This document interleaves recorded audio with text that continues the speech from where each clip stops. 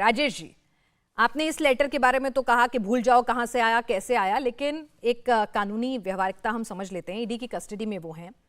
अगर कैबिनेट की मीटिंग बुलानी है उसके लिए स्पेशल परमिशन चाहिए।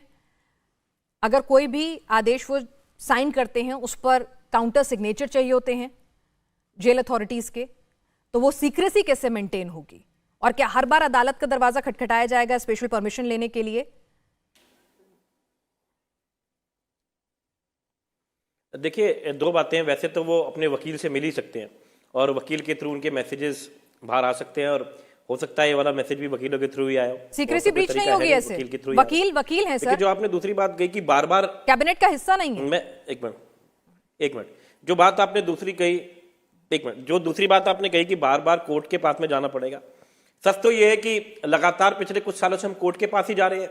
और जब सुप्रीम कोर्ट ने इस बात को कह दिया कि दिल्ली की चुनी हुई सरकार के पास में संवैधानिक शक्तियां हैं कि वो ट्रांसफर, पोस्टिंग, ऐसी चीजों पे काम करे, तीन चीजों को छोड़ के, लॉ, पब्लिक ऑर्डर और लैंड, उस सबके बावजूद इन्होंने कानून को बदला आपके सामने।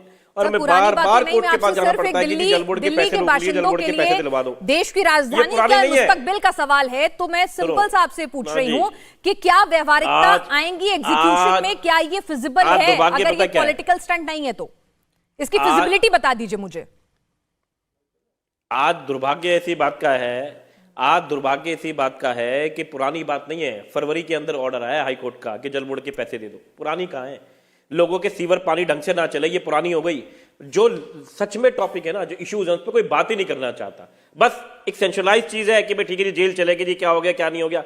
दिल्ली की बात कौन करेगा? अरविंद जी वही बात कर रहे हैं। दिल्ली की तो बात कर रही हूँ, आप फिर से सुन नहीं रहे हैं। सर, मैं दिल्ली की बात कर रही हूँ, आप जरा ध्यान से सुनिए। मेरा सवाल दिल्ली वालों के लिए है कि दिल्ली वालों के हर महत्वपूर्ण फैसले के लिए अगर कैबिनेट को बुलाना है, दिल्ली के फैसलों के लिए जो सीक्रेसी मेंटेन की जाती है वो कैसे मेंटेन होगी? क्या वकीलों के जरिए मैसेजेस आदान प्रदान होंगे? क्या ये प्रैक्टिकली पॉसिबल है? क्या पूरी कैबिनेट को बुलाकर किस तरह से आप मीटिंग करेंगे? अगर कोई एकदम इमीडिएट एक एड्रेस करने वाला डिसीजन लेना है तो उसको कैसे लेंगे? मुझे फिजिबिलिटी समझा दीजिए। हम कोर्ट से परमिशन मांगेंगे उस चीज की। हम कोर्ट की परमिशन मांगेंगे कि दिल्ली के जो मुद्दे हैं उनको सॉर्ट आउट करना है। अरविंद केजरीवाल जी चाहते हैं उस पर काम करना, उसमें क्या प्रॉब्लम है? मुझे नहीं लगता उसमें, अभी इन्होंने कहा कि अक्यूज को परमिशन नहीं देंगे। कोर्ट सब कुछ देखता है, ठीक है ना? हालांकि जिस तरीके से ईडी ने चीजों को रखा है कि हमारे भी वकील है वहां पे चीजों को रखने के लिए, ऐसा नहीं है कि नहीं देख रहे। ठीक है सिरसा जी, ये लोग बोल रहे हैं कि ठीक है, कानून के हिसाब से वो परमिशन लेके वहां कैबिनेट की मीटिंग भी बुलाएंगे, फैसले भी लेंगे, उनकी गोपनीयता भी बरकरार रखेंगे, वो रास्ता निकालेंगे। आपको क्या दिक्कत है? इनकी टेंशन है। देखिए, हमें कोई दिक्कत नहीं है। हम दिल्ली के देश के राजधानी में रहते हैं और देश की सरकार के लिए, देश के कानून के लिए, देश के संविधान के लिए सड़कों पे आकर रोज लड़ते हैं, नारे प्रदर्शन करते हैं, अपनी आवाज को बुलंद रखते हैं। इसको बचा के रखना है। मैं आपको एक पनाग जी अब सिचुएशन बताता हूं।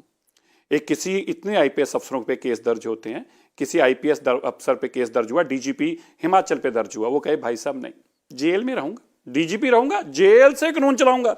अरे भाई, मेरा अधिकार है, नौकरी लेके आया हूं, पास होके आया हूं, आसान नहीं कर रहा, जेल से चलाऊंगा, जेल से। अच्छा भैया, फिर एक चीफ सेक्रेटरी है। अरे भाई, जेल से चीफ सेक्रेटरी होऊंगा मैं, क्या बात करते हो?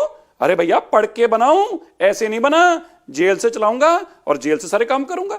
अब मुझे बताइए, क्या इस देश में अब ये होगा? गैंगस्टर तो कहा करते थे कि हम जेल से गैंगस्टर चलाएंगे, चलते भी थे। और ये कल्पना अब एक मुख्यमंत्री करेगा कि मैं भी यही काम करूंगा। तो फिर मुझे बता दीजिए, गैंगस्टर में और मुख्यमंत्री में अंतर क्या रह गया? ये समझा दीजिए मुझे। और दूसरी बात, हाँ, यू टर्न के लिए जो अरविंद केजरीवाल कहते थे मुख्यमंत्री की कुर्सी मेरी जूते के नोक पे है, ये वही आदमी जो कहता था मुझे सुरक्षा नहीं चाहिए, आजकल ईडी में Z+ चाहिए। ये कहता था 2 कमरे में मकान में रहूंगा, आजकल 100 करोड़ के बंगले में रहते हैं, वो भी शीश महल में। ये कहते थे मेरे को कोई लाल बत्ती नहीं चाहिए, आगे पीछे अब गाड़ियां चलती हैं, मैं सेंट्रो गाड़ी में जाऊंगा, आजकल 20 लाख रुपए घंटे का जिस जहाज का किराया है उस जहाज में चलते हैं। बोले बच्चों की कसम खाऊंगा, कांग्रेस का अलायंस नहीं करूंगा, आजकल कांग्रेस के जाके वहीं चरणों में बैठ गए। ये वो लोग हैं जिन्होंने जो कहा वही नहीं किया। मुझे तो कभी कभी लगता है अरविंद केजरीवाल जी ने माता जी की कसम खाई है और वो कसम नहीं तोड़ रहे। मां, मैं तेरी कसम खाता हूं, कभी जिंदगी में सच नहीं बोलूंगा, और इसी बेचारे कसम से बंधे हुए हैं, इसलिए सच नहीं बोल पा रहे। मुझे तो कभी कभी ये दुख होता है कि मां की बेचारे कसम खा बैठे हैं और वो कसम तोड़ नहीं पा रहे।